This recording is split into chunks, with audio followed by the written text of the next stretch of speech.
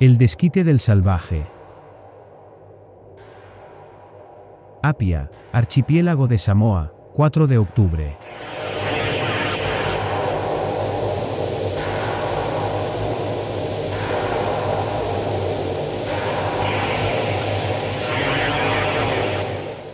El recuerdo más hermoso que me llevaré de estas islas es la conversación tenida pocos días ha con un viejo polinesio, con quien hablé en la glorieta de un pastor metodista de quien yo era huésped.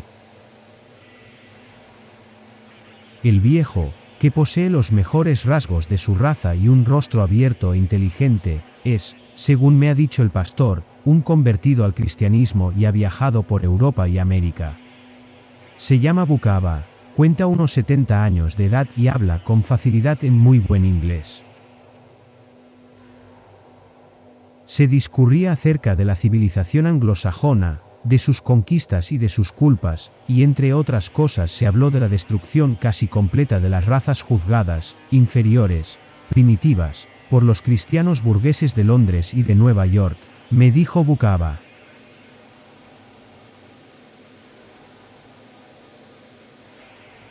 La forma de ceguera más grave de aquellos señores es la que les induce a considerarse civilizados al parangonarse con nosotros, salvajes. Si conocieran un poco mejor nuestra vida y la historia de sus pueblos, comprobarían con estupor, vergüenza y remordimiento que esa distinción tan útil a sus intereses y tan favorecedora de su orgullo, en realidad no existe. Los civilizados son todavía salvajes, o si le pléis más así, los llamados salvajes se parecen en los aspectos más comunes de la vida a los pretendidos civilizados. Bastarán unos pocos hechos para probarle que no soy un malabarista de paradojas sino un honrado observador de lo que sucede en el mundo.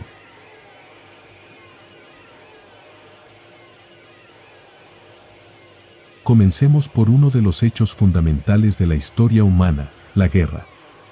La guerra que hacen las tribus salvajes con finalidades de rapiña, podemos encontrarla, cambiando solo las proporciones, en todos los pueblos civilizados que asaltan a otras naciones para apropiarse de territorios, ciudades, riquezas y otras presas. Se ha reprochado a los salvajes por hacer guerra improvisadamente, de sorpresa, sin razones ni declaraciones.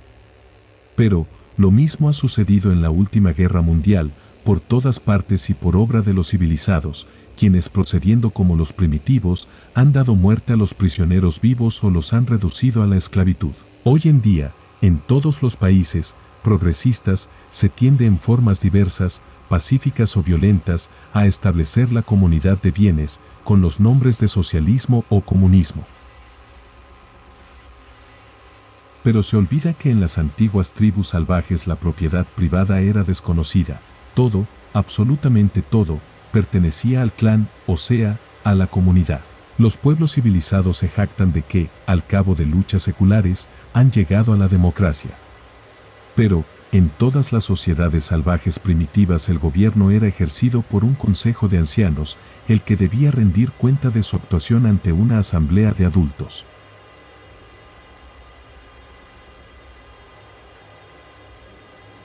Se afirma que los salvajes no tienen conocimientos fuera de la magia, y es verdad, pero Sir James Frazer ha demostrado las profundas afinidades que median entre la ciencia y la magia.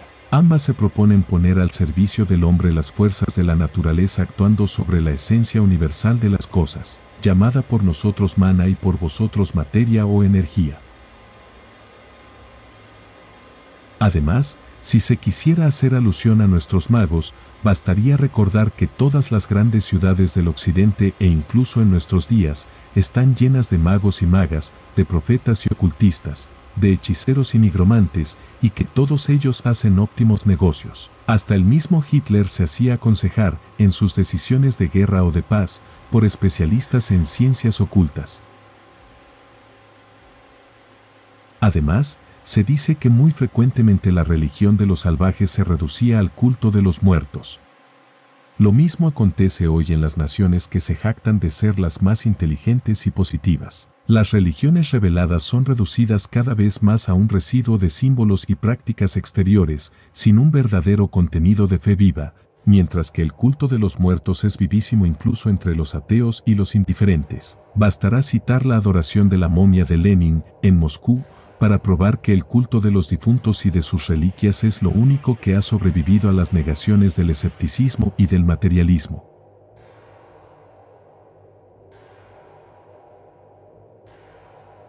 Las diversiones que prefieren las plebes pobres o ricas de los países civilizados, o sea el abuso de líquidos fermentados, las danzas frenéticas, las fiestas de máscaras, las músicas ruidosas y bestiales, son las mismas que se usan entre los salvajes. En cuanto a la promiscuidad sexual que a veces es reprochada a los primitivos, y casi siempre erróneamente, será mejor que no insistamos. La difusión del adulterio, la multiplicación de todas las formas de prostitución, la creciente fortuna de los invertidos y de los pervertidos, son hechos reveladores de que la corrupción sexual de los civilizados supera en mucho a la de los salvajes.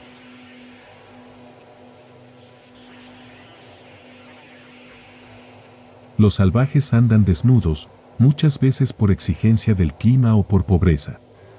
Pero, basta visitar vuestras playas durante las temporadas veraniegas, basta asistir a las exhibiciones de criaturas semidesnudas en los teatros y estadios, aproximarse a las colonias nudistas que florecen en los países nórdicos para observar que los civilizados, también en esto, se parecen cada vez más a los escandalosos salvajes. Finalmente, hasta la originalidad de los tocados femeninos mancomuna a la perfección en la inconsciencia del ridículo, a los ricos civilizados y a los pobres salvajes. Algunas señoras de París o de Nueva York nos parecen extravagantes y cómicas a nosotros los salvajes, de igual modo que parecían tales a los viajeros europeos las mujeres de la Nigeria o las indígenas de la Tasmania.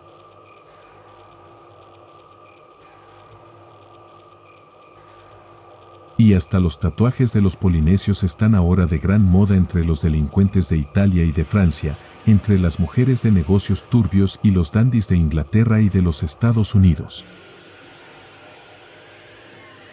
Así, pues, querría saber cuáles son las diferencias esenciales y sustanciales entre los llamados civilizados y los salvajes. Las formas exteriores, los enmascaramientos, los atuendos y las denominaciones del salvajismo civilizado son en gran parte diversos, y digamos también que son más hipócritas y mortíferos, pero la estructura íntima de su existencia, los gustos, los hábitos y los mitos, son por doquiera casi los mismos. El civilizado, que desprecia al primitivo, encarnece a su socia, se condena a sí mismo.